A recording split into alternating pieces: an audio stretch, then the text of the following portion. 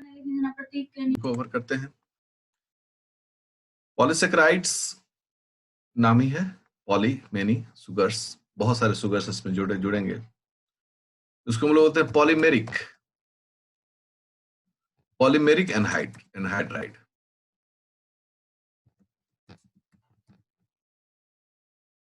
Anhydrides. अब anhydrides क्यों use किया गया? क्योंकि जो ग्लाइकोसिडिक बॉन्ड बनता है ना, जो ग्लाइकोसिडिक लिंकेज होता है ना, वो एनहाइड्रिक बॉन्ड होता है। बहुत सारे मोनोसेकेराइड्स जब ग्लाइकोसिडिक बॉन्ड से, जो कि एनहाइड्रिक बॉन्ड कहलाता है, उससे जब वो जुड़ता है आपस में, ठीक है, तो वो बनाता है पॉलीसेकेराइड्स का मतलब पॉलीमेरिक एनहाइड्राइड्स ऑफ क्या? ऑफ सिंपल सुगर यूनिट्स, है ना, सिंपल सुगर यूनिट्स। छोटे छोटे यूनिट्स हैं, आपस में मिल गए, ठीक है। इनका रोल क्या होता है? रोल क्या है? तो रोल कहते हैं स्टोरेज। तो स्टोर्ड फॉर्म ऑफ फूड, भोजन का स्टोरेज फॉर्म है ये, ताकि बुरे वक्त में हम काम कर सकें। जैसे एग्जांपल है स्टार्च, ग्लाइकोजन, ये सभी इसी का एग्जांपल है। सेकेंड है स्ट्रक्चरल स्ट्रक्चरल पॉलीसेकेराइड। तो स्ट्रक्चरल पॉलीसेकेराइड्स जो हैं, उनका काम क्या है? आकार देना, जैसे सेलुलोज, जैसे काइटिन, जैसे अगर, एक्सेट्रा, ये सभी, है ना। इसके अलावा और क्या काम करता है ये? इसके अलावा ये मेटाबॉलिक एक्टिविटीज में भी पार्टिसिपेट करता है, ठीक है ना। मतलब हम मेटाबॉलिक एक्टिविटीज में भी जैसे बोले स्पेशल करके, तो हम कह सकते हैं कि ये जैसे स्पेशल कार्टिलेज में पाया जाने वाला है, उसका स्ट्रक्चर हम मतलब स्ट्रक्चरल ही कर सकते हैं। मेटाबोलाइट के रूप में भी ये यूज होता है, मेटाबोलाइट्स। ओके, अब इनके अगर प्रकार को हम देखें तो पॉलीसेकेराइड्स को दो आधार पर हम लोग बांटते हैं। Types of polysaccharides. Types of polysaccharide जो है, इसमें जो एक टाइप है वो है on the basis of structure, chemical composition या कंपोजिशन। अगर कंपोजिशन के बेसिस पर हम देखें, सब जानते हैं यह दो प्रकार का मिलता है। एक जो है उसे हम लोग बोलते हैं होमो पॉलीसेकेराइड्स, और दूसरा हेटेरोपॉलीसेकेराइड्स। पॉलीसेकेराइड्स, और इसी हेटेरोपॉलीसेकेराइड्स में एक ग्रुप आता है, इसको हम लोग बोलते हैं म्यूकोपॉलीसेकेराइड्स। म्यूकोपॉलीसेकेराइड्स। इस प्रकार से यह कंपोजिशन के बेसिस पर इसको हम लोग बांटते हैं। अब जो होमोपॉलीसेकेराइड है, उस होमोपॉलीसेकेराइड के अंदर में भी, होमोपॉलीसेकेराइड के अंदर में भी इसमें दो हिस्से बांटे जाते हैं। पहला हिस्सा होता है, उसे हम लोग बोलते हैं पहला हिस्सा होमोपॉलीसेकेराइड्स के अंदर में है, उसमें हम लोग इसको कहते हैं कि जो अनब्रांच्ड, एक सिरे में, एक श्रृंखला में पाया जाने वाला, जैसे एमाइलोज। और दूसरा जो हिस्सा हो टाइप इसमें होता है, वो होता है ब्रांच। और ब्रांच में क्या है? ग्लाइकोजन, स्टार्च, ठीक है, और ये डेक्स्ट्रांस या डेक्स्ट्रांस जिसे हम लोग कहते हैं डेक्स्ट्रांस, ये सब इसके अलावा भी अन्य है। ये हुए होमोपॉलीसेकेराइड्स के अंदर में बंटवारा। अगर हम लोग हेटेरोपॉलीसेकेराइड में करें, हेटेरोपॉलीसेकेराइड में अगर बंटवारा करें, तो यहां पर भी हम लोग इसको दो भागों में बांटते हैं। पहला भाग है कि टू मोनोमर्स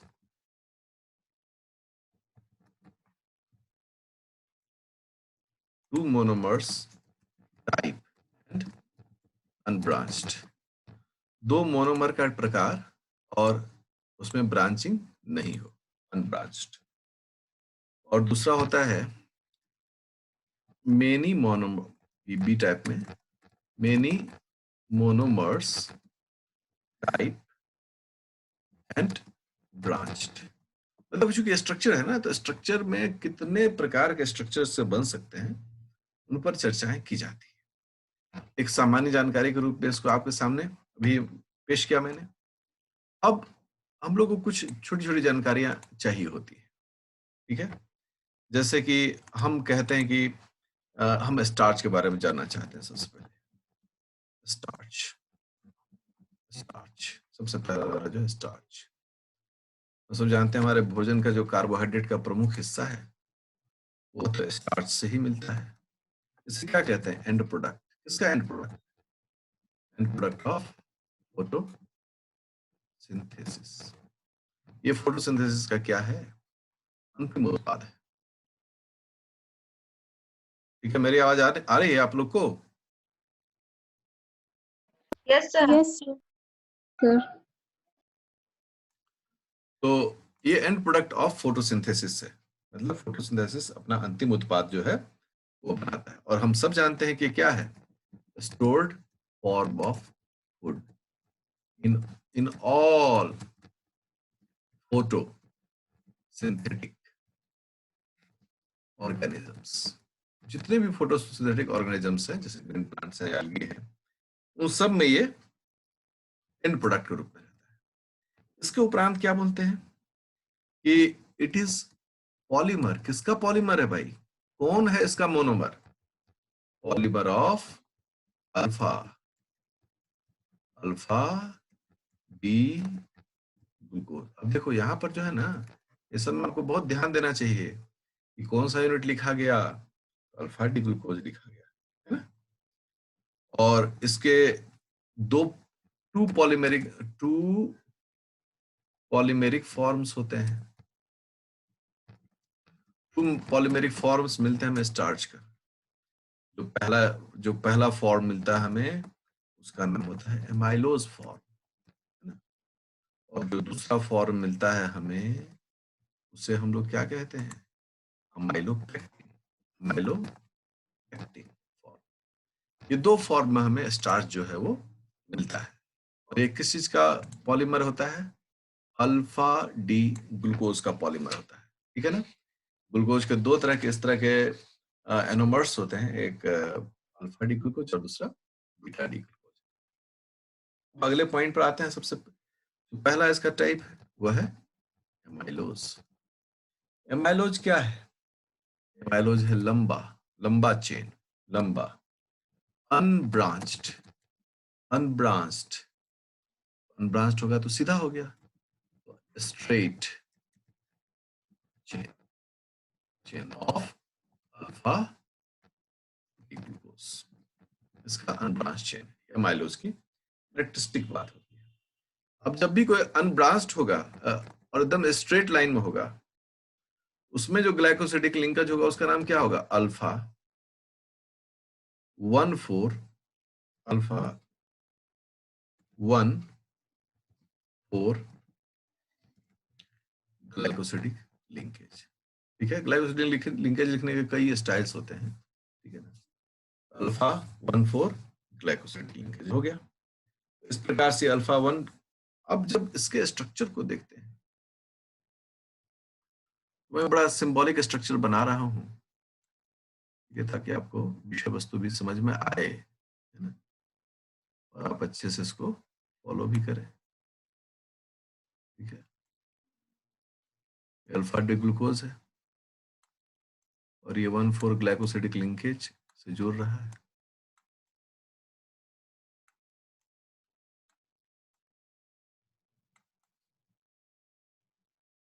ठीक है, चलिए मैंने 3 ही यूनिट लिया अभी, ताकि आप जो है आराम से समझ सकें। और ये इसका स्ट्रक्चर है, ये यहाँ पर CH2OH है सब में, तो उसको भी हम बना दे रहे हैं। और यहाँ पर जो है देखिए एक ऐसे लिख दिए और यहाँ पर लिख दिए एच, और ये ओ एच एंड है, ठीक है। अब आप जरा इन दोनों एंड पर ध्यान अगर दें, एक तरफ तो ग्लाइकोसिडिक लिंकेज दिख रहा है और एक लिंकेज जो है वो ओपन एंड है। जिधर ग्लाइकोसिडिक लिंकेज एंड लिखा हुआ है वो है इसका non reducing end. Non reducing end इसलिए बोलते हैं क्योंकि ऑलरेडी इससे हाइड्रोजन निकल चुका है, अब इसका फर्दर कोई रिडक्शन नहीं हो सकता है। और ये जो एंड है इसका, इस एंड को हम लोग बोलते हैं रिड्यूसिंग एंड। ये आपका हो गया रिड्यूसिंग एंड। अब इन दोनों का बड़ा इंपॉर्टेंट रोल है, आने वाले वक्त में आप देखेंगे कि ये दोनों जो है उसका बड़ा इंपॉर्टेंट रोल है, तो हमें बड़े सावधानी से सब चीजों पर ध्यान देना चाहिए, ठीक है। कि रिड्यूसिंग एंड और नॉन रिड्यूसिंग एंड किस प्रकार से, अभी जस्ट इस चैप्टर के बाद ग्लाइकोजेनेसिस शुरू होगा और उसमें आपको इस के बारे में और जानकारी हम देंगे। अभी फिलहाल आप अपने दिमाग में जो सामान्य विषय वस्तु है उसको रखिए। ये तो एमाइलोज के बारे में जानकारी हुई। अब जो अगला है उसका नाम है माइलोपेक्टिन, जो सेकंड है उसका नाम है माइलोपेक्टिन। माइलोपेक्टिन के बारे में हम लोग क्या कहते हैं, ये तो हाईली ब्रांच्ड है। तो हाईली अगर ब्रांच्ड चेन है इसका मतलब है कि इसमें दोनों तरह के हमें ग्लाइकोसिडिक लिंकेज मिलेगा। कौन कौन सा, एक हमें मिलेगा अल्फा 1,4 ग्लाइकोसिडिक लिंकेज, और ब्रांच के लिए क्या होना चाहिए, अल्फा 1,6 ग्लाइकोसिडिक लिंकेज। मतलब दो प्रकार का हमें इसमें लिंकेज प्राप्त होते हैं। आप हमेशा याद रखें, जब भी अल्फा 1,4 ग्लाइकोसिडिक लिंकेज होगा स्ट्रेट चेन बनेगा, और जब भी उसमें अल्फा 1,6 ग्लाइकोसिडिक लिंकेज होगा तो निश्चित रूप से यह ब्रांच चेन होगा। तो ब्रांच कैसे बोल रहे हैं, अगर हम नंबरिंग करें तो ये हो गया 1, ये हो गया 4, ये हो गया 1, ये हो गया 4, और ये है छठवां कार्बन। अगर ये छठवां कार्बन है इसका मतलब क्या है, इसका मतलब स्पष्ट है कि मान लो कि अगर ये एक शुगर है,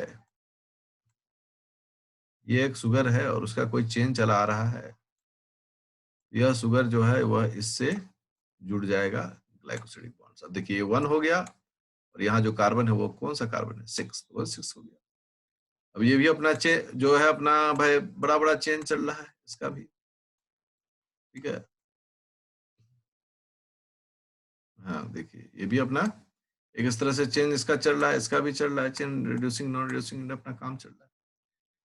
अब हो सकता है कि ये जो इसका ये जो हिस्सा है ये भी फिर किसी के वंश से जुड़कर फिर से ये एक जो है अलग सा, मतलब आप कह सकते हैं कि इतने सारे इसके ये हो सकते हैं, रिंग और चेन हो सकता है जिसकी कोई सीमा नहीं, ठीक है। तो इस प्रकार से क्या होगा कि इसमें बहुत सारा, ये कौन सा एंड दिख रहा है, एकदम सब लोग देखना है, इसको दिमाग में ही याद हो जाएगा। ये कौन सा एंड है इसका, हम लोग कह रहे हैं सर ये तो नॉन रिड्यूसिंग एंड है। ये कौन सा एंड है, non reducing end, non reducing and. और ये एकमात्र क्या है, रिड्यूसिंग एंड है। इससे क्या प्रमाणित होता है, हम लोग कहते हैं कि इससे यह प्रमाणित होता है कि एक एमाइलोपेक्टिन में कई सारे नॉन रिड्यूसिंग एंड होते हैं किंतु रिड्यूसिंग एंड एक ही होता है। अर्थात नॉन रिड्यूसिंग एंड जो है वह है मेनी, बहुत सारा, और रिड्यूसिंग एंड जो होता है 1। याद रहेगा सबको, दिमाग में बिठा के रखने वाली बात है। तो ये जो था पॉलीसेकेराइड्स का स्टार्च का कैटेगरी हम लोग देख रहे थे। तो अब जो है स्टार्च के उपरांत हम लोग देखते हैं ग्लाइकोजन को। तो ग्लाइकोजन के बारे में बात करें तो ग्लाइकोजन को भी हम लोग क्या कहते हैं, animal starch, glycogen, animal starch. Animal starch इसलिए कहा गया कि जो कार्य स्टार्च प्लांट में, हरे पौधों में करता है, वही काम यह एनिमल में करता है। और ये भी पॉलीमर है उसी तरह का, polymer of alpha D glucose, उसी का यह पॉलीमर है। ठीक है, इसमें दोनों तरह के, इसमें ये ब्रांच्ड होता है, ये ब्रांच्ड होता है। तो अगर ये ब्रांच्ड है तो इसका मतलब है इसमें दोनों तरह के उपक्रम है ग्लाइकोसिडिक लिंकेज का। कौन कौन सा? Alpha 1,4 glycosidic and alpha 1,6 glycosidic linkage, दोनों तरह के लिंकेज इसमें मिलते हैं। ठीक है, ग्लाइकोजन जो है इसका निर्माण जो साइट है, साइट ऑफ सिंथेसिस, वो जो है वह है endoplasmic reticulum of liver cells and muscle cells. Major जो काम होता है वो तो लिवर में ही होता है, लेकिन मसल सेल्स में भी ये बनता है। ठीक है, और लिवर का लगभग 5% वजन जो होता है वो ग्लाइकोजन रिच होता है, ग्लाइकोजन से ही भरा रहता है। और जैसा कि पहले हम लोग इसमें चर्चा कर चुके हैं कि ये चूंकि ब्रांच्ड होगा तो इसमें भी एक से ज्यादा नॉन रिड्यूसिंग एंड होगा और एक ही रिड्यूसिंग होगा, only one reducing and, but non reducing is always more than the, वो तो आप समझ गए, आप स्ट्रक्चर देख लें तो आपके दिमाग में ये बात एकदम बिल्कुल बिल्कुल बैठ गया होगा। अब एक सवाल जो है वह उत्पन्न होता है कि why storage of glucose is required in the form of glycogen in cells में ग्लाइकोजन के रूप में स्टोर करने की क्या आवश्यकता है जब वहां ऑलरेडी ग्लूकोज है ही, है ना? याद रखेंगे glucose is a solute. So अतः ये क्या कर सकता है? It can change the osmolarity and therefore इसके कारण क्या हो सकता है? Cell can be damaged, cell जो है वह डैमेज हो सकता है। मान लो कि ये हाइपर ऑस्मोलैरिटी हो गया तो ये पानी सोख लेगा बगल से, ये हाइपो ऑस्मोलैरिटी हो गया इससे पानी को खींच लेगा। अब दोनों कंडीशन में सेल के साथ तो बड़ी बड़ी मुश्किल बात है। तो इसीलिए ग्लूकोज स्टोरेज खुद नहीं होकर वह ग्लाइकोजन के रूप में स्टोर होता है या स्टार्च के रूप में स्टोर होता है। हमेशा कभी भी कोई पूछे हमेशा रखेंगे कि यह जो ग्लूकोज है वह, उसकी ऑस्मोलैरिटी जो है वह पूरे सेल को प्रभावित कर सकती है और सेल जो है वो अपना बेसिक स्ट्रक्चर जो है वह उसमें फॉल्ट आना शुरू। यह ग्लाइकोजन के बारे में चर्चा थी। एक और ग्रुप है, इसका नाम है डेक्स्ट्रांस। डेक्स्ट्रांस जो टर्म आया यह आया डेक्सट्रोज से। ठीक है, डेक्सट्रोज का मतलब क्या होता है? डी टाइप शुगर, ठीक है ना, उससे बना डेक्सट्रोज से ये बना।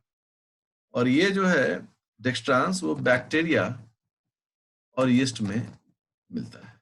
ठीक है, यीस्ट में मिलता है और ये भी किसका पॉलीमर है? तो polymer of alpha D glucose का ये पॉलीमर है। और इसमें कई प्रकार के लिंकेज मिलते हैं। कौन कौन सा लिंकेज मिलता है तो हम थोड़ा सा शॉर्ट फॉर्म करके लिख देते हैं।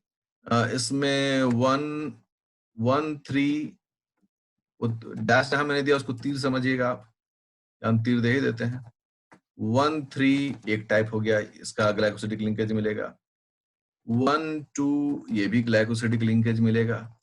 ठीक है, 1,4 ये भी ग्लाइकोसिडिक लिंकेज मिलेगा। तो कई प्रकार के इसमें alpha D 1,4 glycosidic linkage, alpha D 1,4 glycosidic linkage, 1,2 मिलेगा, 1,3 मिलेगा एंड ब्रांच भी मिलेगा। तो अल्फा 1,6 ग्लाइको, मतलब 4 प्रकार के इसमें लिंकेज जो है वह। और क्रोमेटोग्राफी में इसका उपयोग है, स्फेडेक्स नाम का एक कंपनी का प्रोडक्ट है जो क्रोमेटोग्राफी में उपयोग में आता है और वो जो है वह इसी चीज से बना हुआ है। अब अगला जो मुद्दा है वो बड़ा इंपॉर्टेंट मुद्दा है, क्योंकि यह जो जितना भी जीव जगत में पाया जाने वाला मैक्रो मॉलिक्यूल उसमें सबसे ज्यादा पाया जाने वाला है, और इसका नाम आप सब समझ गए होंगे, इसका नाम है सेलुलोज। सेलुलोज के बारे में हम लोग क्या कहते हैं कि मोस्ट एबंडेंट है, क्या abundant organic organic biomolecule on the earth. धरती पर पाया जाने वाला सबसे ज्यादा में बायोमोलिक्यूल कोई मिलता है तो उसका नाम होता है सेलुलोज। ओके, ये प्लांट सेल वॉल में होता है ना, प्लांट सेल वॉल में मिलता है। और ये पॉलीमर होता है, किसका पॉलीमर होता है? ये पॉलीमर होता है बीटा डी ग्लूकोज का। मतलब मामला पलट गया, अब तक हम लोग अल्फा डी ग्लूकोज के पॉलीमर देख रहे थे, अब बीटा ग्लूकोज के पॉलीमर देख रहे हैं, ठीक है। और ये जो सेलुलोज होते हैं, है ना, सेलुलोज polymerizes या polymerize to make microfibrils है ना, and then macrofibrils। और इन्हीं का अरेंजमेंट जो होता है ना, वो अरेंजमेंट जो है अरेंजमेंट इन सेल वॉल, इसी से कंपोजिशन बनता है, ये एकदम धागा नुमा बनता है ये। इस प्रकार से इसका जो है एक कॉम्बिनेशन हमें देखने को मिलता है। अब कहेंगे कि सर ग्लूकोज से ये भी बना है और ग्लूकोज से स्टार्च भी बना है, किंतु स्टार्च जो है वो हम खा के पचा लेते हैं, बट सेलुलोज पचा नहीं पाते। तो why digestion of cellulose is difficult? क्यों डिफिकल्ट है, ठीक है ना।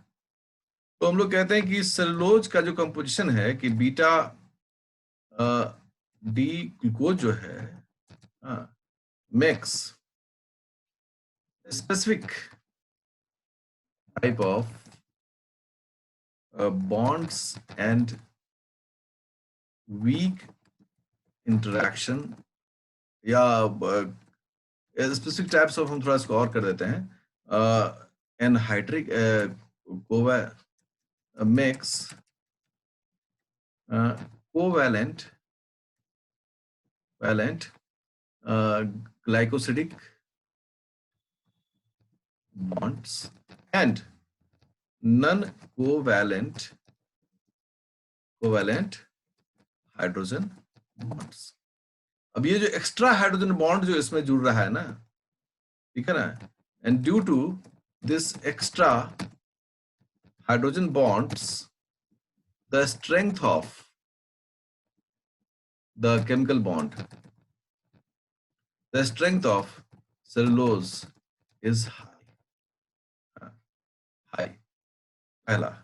एंड सेकेंड पॉइंट क्या है कि जो डाइजेस्टिव एंजाइम होता है, कौन सा एंजाइम? डाइजेस्टिव एंजाइम, कि amylases are directed to digest क्या? Alpha glycosidic linkage, not beta. अब देखो, जो हमारा एंजाइम भी है ना, वो दोनों में से अल्फा को चूज करेगा, क्योंकि उसका जो फिटिंग है ना वो अल्फा के लिए फिट है और बीटा के लिए क्या है? अनफिट है। पहला तो ये हो गया प्रोविजन कि भाई सेलुलोज को हम पचा नहीं सकते हैं। और दूसरा क्या है, इस सेलुलोज में जो एक्स्ट्रा हाइड्रोजन बॉन्ड्स बनते हैं उसके कारण जो है ना इसमें समस्या आन पड़ती है। इसको मैंने तस्वीर के तरीके से भी दिखाया और मैं एक तरीके से और दिखाता हूं इसको, ठीक है ना। अब देखिए ये जो स्ट्रक्चर है इसका, ये है चेयर शेप्ड स्ट्रक्चर, ठीक है, चेयर शेप्ड स्ट्रक्चर। ओके, और यहां पर ये जुड़ गया दूसरे chair shaped structure beta D glucose से, ठीक है। बन जाओ है, देखिए ऐसे बन गया। अब आप गौर करें कि यहां पर क्या है, यहां तो OH है और यहाँ H है, इनके बीच में क्या बन गया? हाइड्रोजन बॉन्ड बन गया। अब यहाँ OH है ठीक है। और यहां भी OH है, इसके बीच में भी संभावना क्या हो सकता है, हाइड्रोजन बॉन्ड बन सकता है इसके बीच में। ठीक है, तो इस प्रकार से ये जो OH है, यह भी जो है किसी के साथ भी, जो भी फ्री स्पेस से मिल जाए उसके साथ हाइड्रोजन बॉन्ड बना सकता है। अर्थात कहने का तात्पर्य यह है कि यह जो है, ये जो बॉन्ड्स बन रहे हैं हाइड्रोजन बॉन्ड्स, ये तो एक्स्ट्रा है। ये दोनों कैरेक्टरिस्टिक के कारण सेलुलोज का डाइजेशन जो है वह काफी मुश्किल है, और इसीलिए सेलुलोज का डाइजेशन करने के लिए अलग अलग जो हर्बीवोर्स होते हैं वो कई तरह के मतलब ट्रिक्स को यूज करते हैं। अगर आप देखें कैटल्स में, तो उनके पास कंपाउंड स्टमक होता है, और वो पहले एक बार जब खाना निगलते हैं, चारा खाते हैं, और फिर उसको अंदर में उसका सेलुलोज तोड़ने की कोशिश करते हैं, फर्मेंट करते हैं, और फिर जाके चबाते हैं, तब जाके पचाते हैं। तो हमारे भी लार्ज इंटेस्टाइन में ई. कोलाई बैक्टीरिया है ना, जिन्हें वो बोलते हैं ट्राइकोनिम्फा। और ये जो बैक्टीरिया होता है, ये क्या करता है, ये भी जो है हमें मदद करता है। ठीक है, और जो रुमेन होता है कैटल का, वह रुमेन जो है, वहां पर फर्मेंटेशन होता है, और वहां फर्मेंटेशन होने पर वह भोजन को संभाल कर टुकड़ों टुकड़ों में बांटता है, जिससे कि हम, और हम लोग क्यों बोलते हैं कि भोजन को चबा कर करो, क्यों चबा कर खाएं? क्योंकि जब हम भोजन चबाते हैं तो उस भोजन का सिर्फ सरफेस एरिया ही नहीं बढ़ता है, बल्कि उसके सेलुलोज के पचाने की भी हमारी क्षमता क्या होती है, बढ़ती है। साथ ही साथ हम भोजन को गर्म करके खाते हैं, उबाल कर खाते हैं, ताकि उसमें जो हाइड्रोजन बॉन्ड्स हैं या दूसरे जो बॉन्ड्स हैं वो क्या हो, कमजोर पड़े। और कमजोर होने से क्या होगा, कमजोर होने से ये होगा कि उसका पाचन अच्छे प्रकार से हो सकता है। पांचवा जो है वो आ गया काइटिन, चिटिन भी बोलते हैं इसको लोग, है ना। सेकेंड मोस्ट अबंडेंट,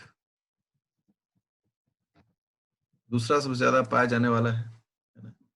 और ये पॉलीमर है, ये किसमें पाया जाता है, फाउंड मोस्टली किसमें, इन द क्यूटिकल,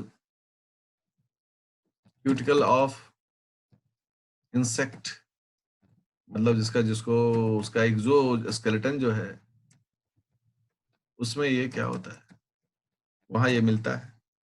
और ये किसका पॉलीमर है, पॉलीमर ऑफ, तो पॉलीमर ये किसका है, GLC-NAC, इसका नाम क्या होता है, एन-एसिटाइल ग्लूकोसामाइन। यह एन-एसिटाइल ग्लूकोसामाइन है, और इसमें किस प्रकार का लिंकेज मिलता है, बीटा 1,4 ग्लाइकोसिडिक लिंकेज। ठीक है, देखिए स्ट्रक्चरल है, बीटा फॉर्म आ गया, आराम से ये अपना काम करेगा। तो ये काइटिन हो गया। छठवां जो है, चिटिन भी कहते हैं इसको, वो है अगर। अगर जो है यह सेल वॉल में मिलता है, cell wall of red algae जो है वह इसका प्रमुख सोर्स है। ठीक है, और इसमें क्या होता है, ये मोस्टली कहाँ मिलता है, तो बता ही दिए, मोस्टली रेड एल्गी में मिलता है ये। और ये क्या है, मिक्सचर है, किस प्रकार का मिक्सचर है, तो mixture of D galactose and sulphated, sulphated L galactose. अब आप कहेंगे सर बायोलॉजिकल सिस्टम में तो सिर्फ डी शुगर यूज होता है, या एल कहां से आ गया, तो आप याद रखेंगे कि डी ही यूज होता है, और उसको आवश्यकता पड़ने पर डी से एल में उसको कन्वर्ट किया जाता है।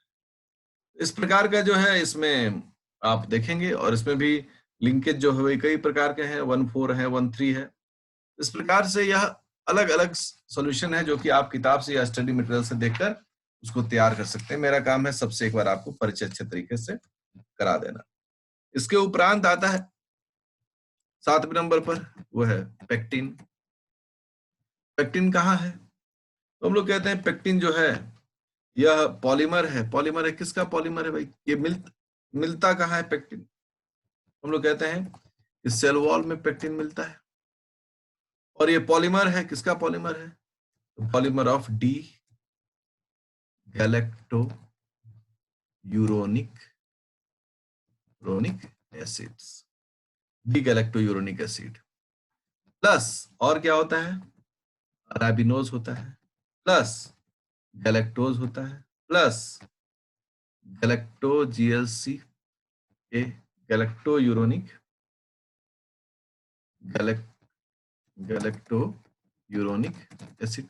इस प्रकार से ये कई तरीके से चीज से मिला हुआ रहता है ना। ये पेक्टिन हो गया। 8वां नंबर में जो है वह है हिपैरिन। इसी से हिपारान बनता है। हिपैरिन को हम लोग क्या बोलते हैं? Anti thrombin. ये एंटी थ्रोम्बिन है, ब्लड क्लॉटिंग से बचाता है। एंड ऑल्सो फाउंड कहाँ मिलता है? और ये ऑल्सो फाउंड इन, कहाँ मिलता है भाई?